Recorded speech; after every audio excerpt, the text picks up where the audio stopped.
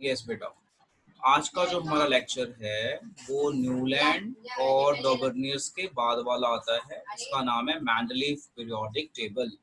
So to understand Mendeleev periodic table we need to understand Mendeleev periodic law. तो जो हमारा Mendeleev periodic table भी है, इसका भी बेस एटॉमिक नंबर ही था। अभी तक हम जितने पढ़ रहे हैं ना, एटॉमिक नंबर नहीं, एटॉमिक मास, एटॉमिक नंबर गलती से बोल गया, एटॉमिक मास। सो जितने भी हम पीरियोडिक टेबल पढ़ रहे हैं टिल मैंडलीफ, इन सब का जो बेस था ना, बेस ऑन एटॉमिक मास। तो मैंडलीफ का जो था, it was based on atomic mass as well as on same chemical properties in a group. तो मैंडलिक पीरियोडिक लॉ क्या कहता है? Properties of the elements are periodic function of their atomic masses. अब हम इसी में आगे चलते हैं। हम जैसे इसमें आगे चलते हैं तो ये जो आपको टेबल नजर आ रहा है, ये टेबल मैंडलीफ का टेबल है। मैंडलीफ ने ये टेबल कैसे बनाया? मैंडलीफ ने एक्चुअली बहुत अच्छा काम किया। उसने क्या किया, उसके टाइम पे टोटल 63 एलिमेंट्स नोन थे। At the time of Mendeleev, total 63 elements were known. What he did, उसने 63 कार्ड लिए। हर कार्ड पे एलिमेंट का नाम, एटॉमिक नंबर, मास नंबर और जो जो प्रॉपर्टीज थी वो सारी लिखी। लिखने के बाद उनको वॉल्स पे लगाता गया। वॉल्स पे इस तरह से लगाता गया कि पहले एलिमेंट लगाया, फिर उसके नीचे उसकी मैचिंग प्रॉपर्टी लगाई, फिर इस तरह से एटॉमिक मास के बेस पे अरेंज किया और जिसकी प्रॉपर्टी जहाँ मैच करती थी उसके नीचे लगा दिया। जैसे हाइड्रोजन, हाइड्रोजन के नीचे लिथियम लगा दिया, इनकी प्रॉपर्टी मैच करती थी, लिथियम के नीचे सोडियम लगा दिया। तो ही टुक 63 कार्ड्स, 63 उसने कार्ड लिए या पेजेस लिए, उस पर इन सब की प्रॉपर्टी लिखी और अलग अलग उनको अरेंज करना शुरू किया। तो उसको जब उसने अरेंज किया तो ये इस तरह का एक डिजाइन आ गया जो आपको यहाँ पे स्क्रीन पे नजर आ रहा है। इसे हम कहते हैं मैंडलीफ पीरियोडिक टेबल। अब आपको ये टेबल याद नहीं करना है, इसे समझना है कि ये काम कैसे करता है। तो इसको समझने के लिए सबसे पहले देखो कि Mendeleev periodic table contain vertical columns. Vertical columns को हम कहते हैं ग्रुप। देखो वर्टिकल कॉलम्स क्या होते हैं, ऊपर से नीचे, एक दो तीन, तो ये टोटल 8 हैं। तो मैंडलीफ पीरियोडिक टेबल में जो वर्टिकल कॉलम्स हैं उसे ग्रुप कहते हैं, और मॉडर्न में भी ऐसा ही है, वर्टिकल कॉलम्स को हम कहते हैं ग्रुप। और हॉरिजॉन्टल रोज, हॉरिजॉन्टल रोज ऐसे हो गई 1 2 3, इसे कहते हैं हम period. Keep in mind, vertical columns को हम कहते हैं ग्रुप, और जो हमारा दूसरा है हॉरिजॉन्टल, अपना horizontal rows, they are known by the name of period. तो ये चीज आपको आ गई समझ। तो मॉडर्न पीरियोडिक टेबल, अपना जो मैंडलीफ पीरियोडिक टेबल है और जो मॉडर्न पीरियोडिक टेबल है जो लेटेस्ट चल रहा है, उसमें ये वर्ड यूज होते हैं ग्रुप एंड पीरियड्स। तो ग्रुप की डेफिनेशन क्या है?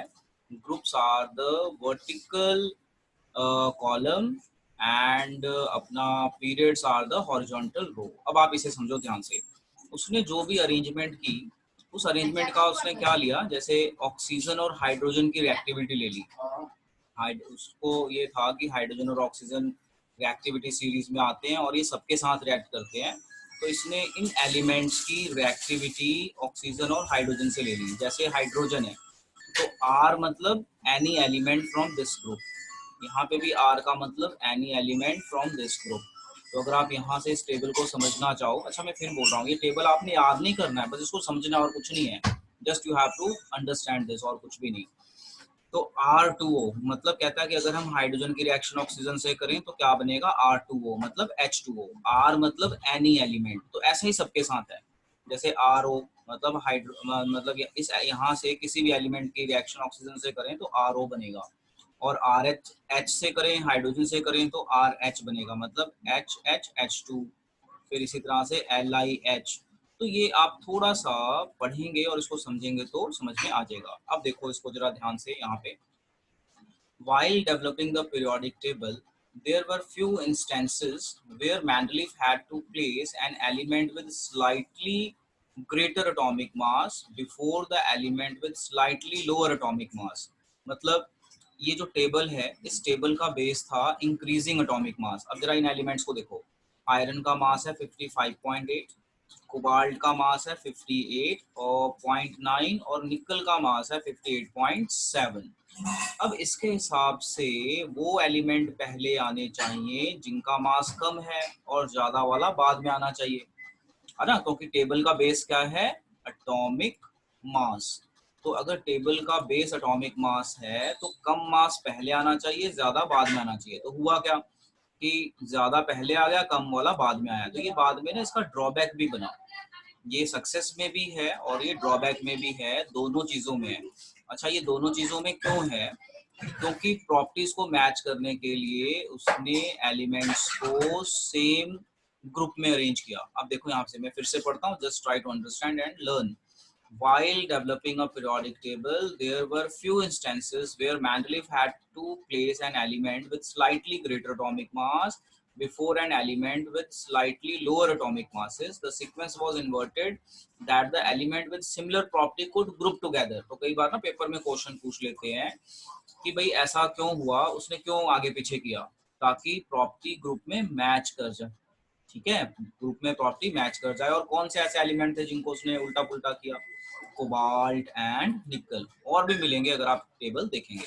एक और चीज, जैसे इसने एक और चीज की, जैसे मानो एल्यूमिनियम है, एल्यूमिनियम के नीचे कोई एलिमेंट नहीं मिल रहा, कौन सा आएगा? तो उसने ना गैप छोड़ दिया उस टाइम पे। कहता है कि जब फ्यूचर में कोई नया एलिमेंट आएगा तो उसकी प्रॉपर्टी से मैच करेंगे, उसको उसके नीचे रखेंगे, और उसका नाम दिया एका। जैसे मान लो एल्यूमिनियम के नीचे कोई एलिमेंट आना चाहिए तो उसका नाम दिया एका एल्यूमिनियम। एका एल्यूमिनियम का मतलब है कि जो नया एलिमेंट बनेगा उसकी प्रॉपर्टी सिमिलर टू एल्यूमिनियम होगी। तो ये मैं आगे भी बताऊंगा, ये इसका सक्सेस है। तो यहाँ पे मैंने आपको जो भी बताया ये सिर्फ आपकी नॉलेज के लिए बताया, पेपर में ये टेबल से कुछ नहीं पूछेंगे। आपको मोटा मोटा पता होना चाहिए कि पीरियोडिक टेबल है क्या, Mendeleev periodic table. Mendeleev periodic table का बेस क्या है? तो इसका बेस है increasing atomic mass and same property in group. और मेंडलीव पीरियोडिक टेबल को पढ़ने के लिए दो चीजें पता होनी चाहिए, ग्रुप एंड पीरियड। तो ग्रुप होता है ऊपर से नीचे, ऊपर से नीचे, और पीरियड होता है लेफ्ट टू राइट। ऊपर से नीचे को कहते हैं वर्टिकल कॉलम्स और ये लेफ्ट टू राइट को कहते हैं horizontal rows. So this information is required. बाकी काफी चीजें मैंने बता दी हैं, आप बुक से भी पढ़िए, अपनी नॉलेज बढ़ाइए। अब आगे चलते हैं। हम जैसे ही आगे चलते हैं तो ये आता है हमारा characteristics of Mendeleev periodic table, या फिर पेपर में पूछ सकते हैं what are the success of Mendeleev periodic table. बहुत इंपॉर्टेंट क्वेश्चन है, very very important question. Write in और कॉपी एज वेल। जैसे आपसे क्वेश्चन पूछ लिया what are the successes of Mendeleev periodic table, तो ये कुछ पॉइंट्स लिखे हैं। तो पहले सारे पॉइंट्स मैं बताता हूँ, फिर मैं इसमें से 3 सक्सेस हमने सिर्फ लिखनी है, सारी नहीं लिखनी। ठीक है, पहली सक्सेस तो यही है जो मैंने यहाँ पे लिखी है कि in order to arrange elements in his table in same property, he ignored the increasing atomic mass। यानी उसने कुछ एलिमेंट्स के मास ज्यादा थे पहले रखे, कम वाले बाद में रख दिए, so that same property elements can group together। तो ये उसका पहली सक्सेस में चला जाता है। अब देखो सारे पॉइंट्स हम वन बाय वन पढ़ते हैं, will note it down and understand. Characteristics of Mendeleev periodic table, number 1, it contains 63 elements। मतलब उसके टाइम पे 63 elements known थे। The table contain group, group होता है वर्टिकल रोज और पीरियड होता है आपका horizontal rows. The element with similar physical and chemical property come under the same group. मतलब जैसे ये ग्रुप है ना, ऊपर से नीचे ग्रुप है, यानी हाइड्रोजन, लिथियम, सोडियम, इनकी प्रॉपर्टी सेम आएगी ग्रुप में। इसी तरह से बेरिलियम, मैग्नीशियम, इन सब की प्रॉपर्टी सेम आएगी। तो कहता है ग्रुप में प्रॉपर्टी सेम आती है। चलते हैं आगे, अगला पॉइंट क्या बताता है? He left some gaps in his table and predicted the existence of some elements that had not been discovered at that time। तो ये उसका एक बहुत बड़ा सक्सेस है। पहला सक्सेस ये है, ये जो मैंने यहाँ पे समझाया। ये दूसरा सक्सेस है इसका कि उसने अपने टेबल में गैप छोड़ दिया, और गैप छोड़ के बोला कि फ्यूचर में जो अगर कोई नया एलिमेंट डिस्कवर होगा वो इस गैप को भरेगा, एंड ही वाज राइट। कुछ एलिमेंट बाद में डिस्कवर हुए और वो गैप को भरा। कौन कौन से एलिमेंट थे? Scandium, gallium, germanium were discovered letter. बहुत बहुत इंपॉर्टेंट है। जैसे मैं इसे आपको समझाऊं तो आप इसे ऐसे समझिए, जस्ट ट्राई टू अंडरस्टैंड। जैसे आपको एक एग्जांपल देके मैं समझाता हूँ, so just try to understand this. जैसे ये है हमारा लेटस से एल्यूमिनियम, ठीक है। मान लेते हैं एल्युमिनियम के पास ना उसने गैप छोड़ दिया, मान लो ये गैप छोड़ दिया, ऐसे समझने के लिए मान लो गैप छोड़ दिया, यहाँ पे मान लो एलिमेंट नहीं है, तो जब ये उसने गैप छोड़ा ना तो उसने इसका नाम दिया एका एल्युमिनियम। जो गैप है ना, इस गैप का उसने नाम दिया एका एल्युमिनियम। एका एल्युमिनियम का मतलब है कि जो मैंने गैप छोड़ा है इसमें जो एलिमेंट डिस्कवर होगा उसका नाम हो एल्युमिनियम जैसी उसकी प्रॉपर्टी होगी। एका मतलब जैसा, एल्युमिनियम जैसा, एका एल्युमिनियम मतलब एल्युमिनियम जैसा। इसी तरह से जहां जहां गैप छोड़ता था तो उसके ऊपर वाले एलिमेंट के हिसाब से नाम लिख देता था, एका एल्युमिनियम, एका बोरोन, एका सिलिकॉन, इस तरीके से करके। तो बाद में नए नए एलिमेंट डिस्कवर हुए, स्कैंडियम, गैलियम, जर्मेनियम, इन गैप्स में भरे गए। तो अभी आई होप आपको ये चीज समझ में आ गई होगी। वेरी वेरी इंपॉर्टेंट, आगे भी पढ़ाता हूँ and just try to understand this. See, after this the noble gases is जैसे helium, neon, argon, they are the noble gases, were discovered later, were placed in new group without disturbing the existing order। तो ये भी एक उसका success है। तो 1, 2 और ये 3, टोटल 3 सक्सेस हैं। तो ऐसे तो ये पूरी उसकी प्रॉपर्टी है, क्या क्या चीजें हैं, तो टोटल 3 सक्सेस है। फिफ्थ पॉइंट को दोबारा समझो।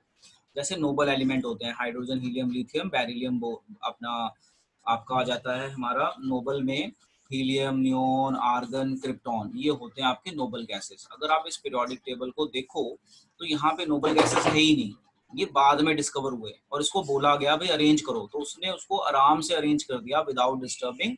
एक नया ग्रुप बना के, जीरो ग्रुप बना के वहां पे अरेंज कर दिया और विदाउट डिस्टर्बिंग मतलब किसी भी एलिमेंट को हिलाया नहीं अपनी जगह से। तो ये बन गई उसकी एक बेसिक प्रॉपर्टी और ये उसका सक्सेस था। तो very very important, very important. अब एक क्वेश्चन लिखो अपनी कॉपी में, right achievements of Mendeleev periodic table. लिखो इसे, right achievements of Mendeleev periodic table. Achievement मतलब उसका सक्सेस क्या है। तो उसके 3 मेन सक्सेस हैं। पहला पॉइंट तो ये है यहाँ से कि ही इग्नोर्ड, ये इसे पहला पॉइंट बना लेना पूरे को। he ignored the increasing order of atomic mass to arrange some elements in his table in order to match property in the group। जैसे कोबाल्ट, निकल, तो निकल का मास कम है, वो पहले आना चाहिए, कोबाल्ट बाद में आना चाहिए, बट उसने क्या किया, ज्यादा वाला पहले रख दिया ताकि ग्रुप में प्रॉपर्टी मैच हो जाए। तो ये तो हो गया उसका पहला सक्सेस। दूसरा सक्सेस आप यहाँ से लिखना, ये थर्ड पॉइंट कि he left some अपना ये fourth point, he left gap in his table and said in future new elements would discover and will fill this gap। और वो काफी सही था, बाद में नए एलिमेंट डिस्कवर हुए, स्कैंडियम, गैलियम, और उस गैप को भर गए। थर्ड सक्सेस था कि नोबल एलिमेंट्स डिस्कवर्ड लेट, तो ये उनको भी अरेंज कर पाया। He was able to arrange noble elements in his periodic table without problem. अब हम एक बार दोबारा से ये सारी चीजें रिवाइज कर लेते हैं। क्वेश्चन देखो क्या बनता है। क्वेश्चन बनता है कि जो आपका मेंडलीफ पीरियोडिक टेबल है इसके सक्सेस बताओ। 3 मेन सक्सेस हैं, बाकी तो स्टोरी लिखनी है तो जितनी मर्जी लिख दो। देयर आर 3 मेन सक्सेस या अचीवमेंट। क्या है? Number 1, he ignored increase in atomic mass for some of the elements so that similar properties elements could group together। ये पहला हो गया, उसमें आपका कोबाल्ट एंड निकल एग्जांपल हो गए। दूसरा आ गया कि he left gap in his table and said in future new elements would discover and fill this gap। तो कई बार पेपर में पूछ लेते हैं कौन से एलिमेंट थे, तो स्कैंडियम, गैलियम, जर्मेनियम। मैं फुल फॉर्म बता रहा हूँ, यहाँ पे सिंबल लिखे हुए हैं, ठीक है ना, स्कैंडियम, गैलियम, जर्मेनियम। फिर थर्ड सक्सेस जो बहुत इंपॉर्टेंट सक्सेस थी कि जो नोबल एलिमेंट्स हैं, नोबल एलिमेंट्स होते हैं हीलियम, नियोन, आर्गन, ये लेट डिस्कवर हुए। इसको बोला गया कि भाई इन एलिमेंट्स को फिट करो टेबल में। तो he was able to arrange noble elements in his table without disturbing any order, मतलब बिना किसी एलिमेंट को हिलाए उसने इसको अरेंज कर दिया।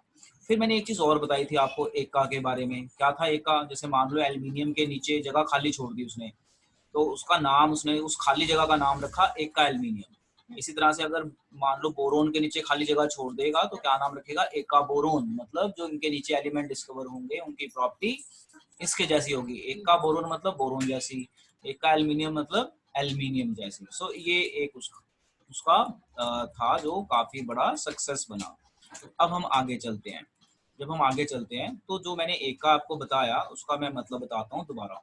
देखो, further Mendeleev left some gap in his table instead of looking this gap as a defect, क्योंकि गैप छोड़ रहा है तो डिफेक्ट होते हैं, बट इसने उसको डिफेक्ट नहीं माना, अपना सक्सेस में कन्वर्ट कर लिया। कैसे?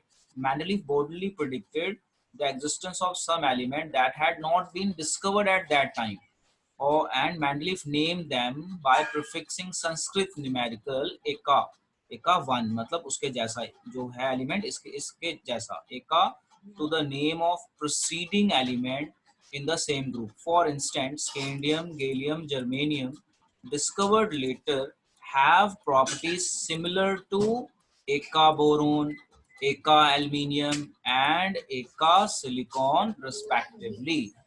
The properties of eka aluminium predicted by Mendeleev and those of the element gallium, which was discovered later and replaced eka aluminium, are listed as follows. तो वो ये वाली चीज है जो आप देख सकते हैं पीरियोडिक टेबल में, ये रहा।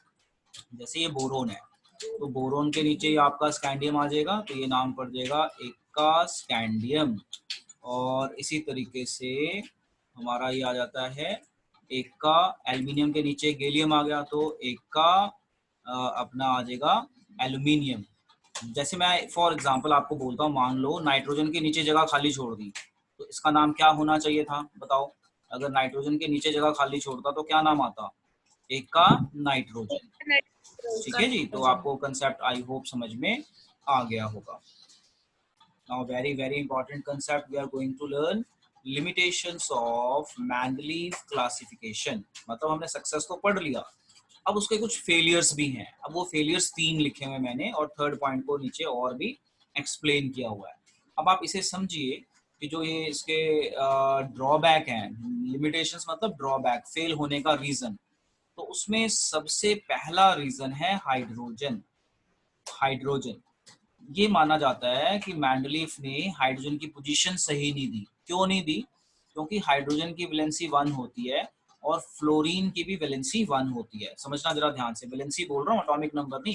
हाइड्रोजन का तो एटॉमिक नंबर भी 1 होता है और वैलेंसी भी 1। फ्लोरीन होता है 2 7, मतलब आपका 9 होता है ना एटॉमिक नंबर, 2 7, तो इसकी भी वैलेंसी 1 हुई।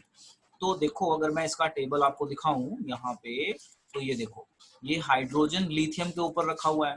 तो इसका यही ड्रॉबैक था कि जो हाइड्रोजन है वो नॉन मेटल है, आपने इसको मेटल के ऊपर रखा है, तो इसकी प्रॉपर्टी, तो ये गैस है ये मेटल है, तो इसकी प्रॉपर्टी मैच नहीं करती। अच्छा, दूसरा ड्रॉबैक, इसकी वैलेंसी 1 है और इसकी भी वैलेंसी 1 है, तो आपने इसको यहाँ क्यों रखा है मेटल वाले में? ये नॉन मेटल है, नॉन मेटल में क्यों नहीं डाला? क्योंकि हाइड्रोजन तो नॉन मेटल है ना, गैस होती है, ये मेटल्स होती हैं, तो ये नॉन मेटल में क्यों नहीं डाला? तो इसे कहते हैं कि position of hydrogen was not correct, ये माना जाता है। तो पहला ड्रॉबैक आ गया समझ में, लिख लो कॉपी में कि पहला ड्रॉबैक था position of hydrogen was not correct, बस इतना ही लिखना है बस।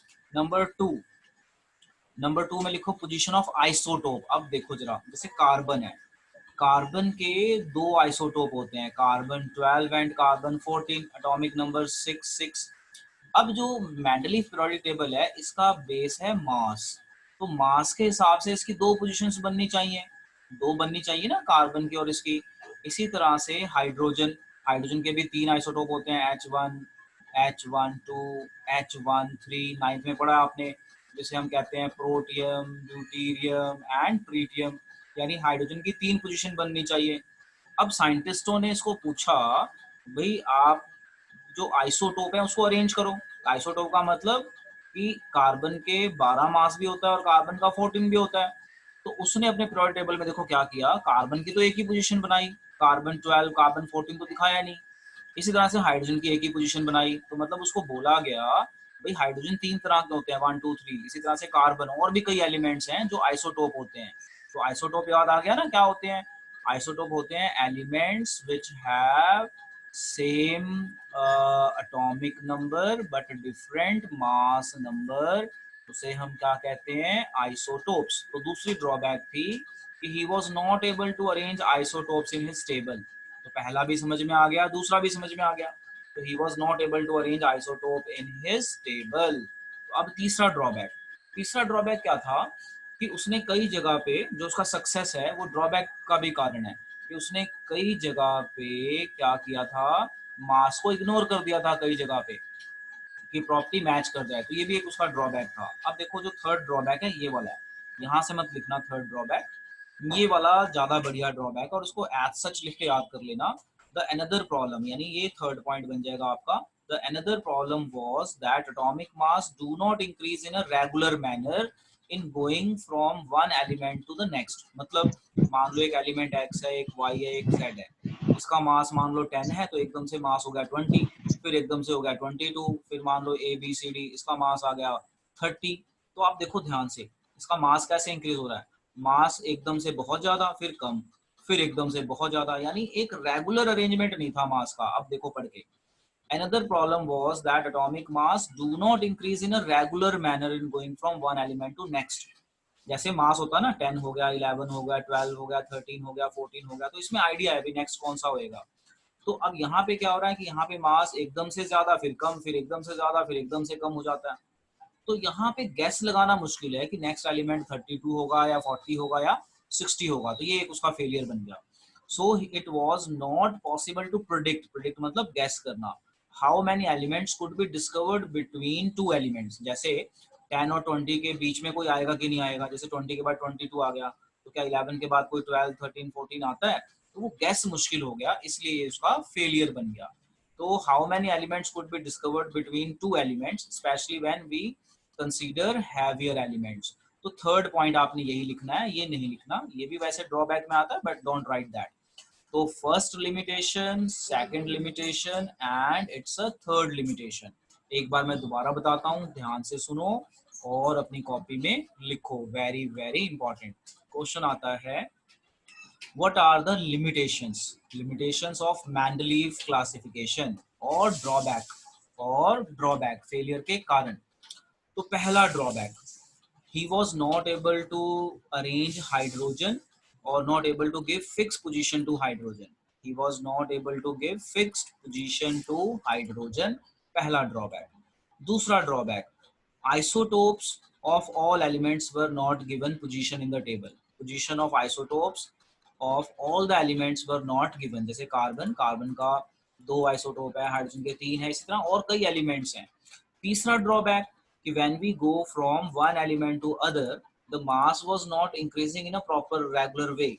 sometimes mass is more, sometimes is less, so it is difficult to guess कि इनके बीच में कोई एलिमेंट होगा कि नहीं होगा, इनके बीच में होगा कि नहीं होगा, नेक्स्ट एलिमेंट का क्या मास होगा, तो इस तरह का गैस लगाना मुश्किल हो रहा था। This was your third drawback. चलो एक बार फिर से कंक्लूड करता हूँ, लो जी फटाफट याद भी कर लो।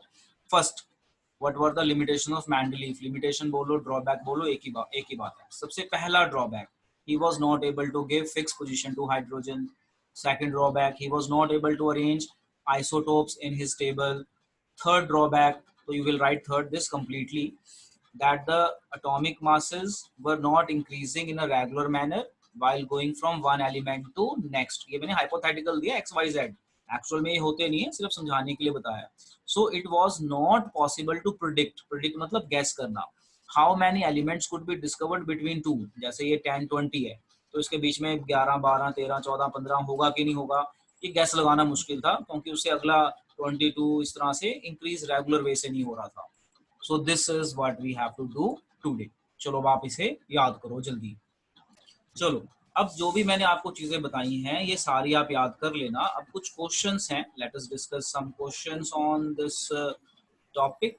so that questions I have not written here, so I'm just asking a question by, I'm writing question here, you write the answer as well।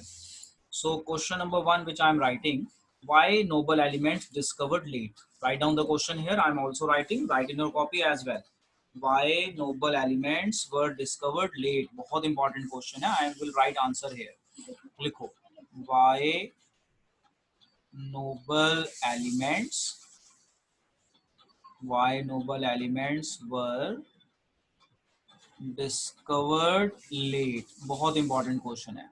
अब देखो जो नोबल एलिमेंट होते हैं ना, ये लेस रिएक्टिव होते हैं और कम अमाउंट में होते हैं, इसलिए इनकी डिस्कवरी लेट हुई। जैसे क्लास में कोई बच्चा शरारत नहीं करता, तो हो सकता है कई बार टीचर को ना उसका नाम भी नहीं याद होता, और जो शरारत ज्यादा करते हैं या जो ज्यादा आंसर सुनाते हैं वो टीचर को याद रहते हैं। यानी टीचर को वो याद रहता है जो पार्टिसिपेशन करे हर चीज में, जो आता है बैठ के चला जाता है, नॉर्मली पास हो जाता है, कभी उसकी डांट भी नहीं लगती, तो वैसे बच्चे टीचर के माइंड से निकल जाते हैं। तो ऐसा ही नोबल एलिमेंट्स हैं।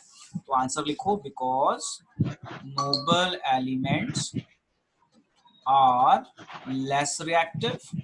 लेस रिएक्टिव मतलब इनर्ट, जो रिएक्ट नहीं करते, inert, and are in less concentration, and are in less concentration, hence they remain unnoticed and discovered late. Hence